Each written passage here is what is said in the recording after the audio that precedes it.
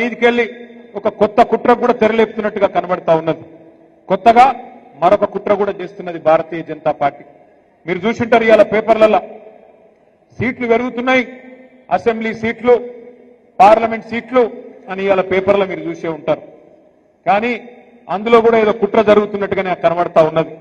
ఎందుకంటే బయటికి ప్రధానమంత్రి మాట్లాడినప్పుడు, నిన్నగాక మొన్న కేంద్ర మంత్రి కిషన్ రెడ్డి మాట్లాడినప్పుడు 50% సీట్లు పెంచుతున్నామని చెప్పిండ్రు. అంటే 110 ఉంటే 179 అవుతుంది, 60 సీట్లు పెరుగుతాయని చెప్పిండ్రు. 17 సీట్లున్నాయి పార్లమెంట్ లో, 26 అవుతాయని చెప్పిండ్రు. కానీ బిల్లు పెట్టిండ్రు, రేపటి నుంచి పార్లమెంట్ పెట్టిండ్రు. బిల్లులో మాత్రం 50% ముచ్చట లేనే లేదు. అంటే చెప్పేదొకటి, చేసేదొకటి. మీరు ఒక్క మాట యాది పెట్టుకోండి, భారతీయ జనతా పార్టీ ఎన్నటికి కూడా తెలంగాణకు మిత్రుడు కాదు. ఆనాడు 2014లో ఆంధ్రప్రదేశ్ పునర్విభజన చట్టంలోనే సీట్లు పెంచుదామనే ఆలోచన ఆ చట్టంలోనే ఉన్నది. కానీ ఆ చట్టాన్ని తుంగలో దొక్కిందే భారతీయ జనతా పార్టీ.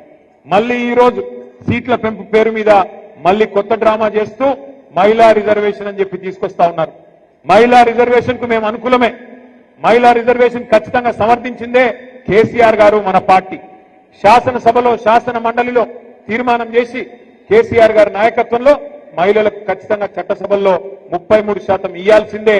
మేము ఇక్కడ మార్కెట్ కమిటీలో ఇచ్చినాం, స్థానిక సంస్థల్లో 50% ఇచ్చినాం, మీరెందుకు ఇయ్యరు అని చెప్పి శాసనసభలో, శాసన మండలిలో తీర్మానం చేసి పంపిందే కేసీఆర్ ప్రభుత్వం, బీఆర్ఎస్ పార్టీ. దాని విషయంలో ఇబ్బంది లేదు.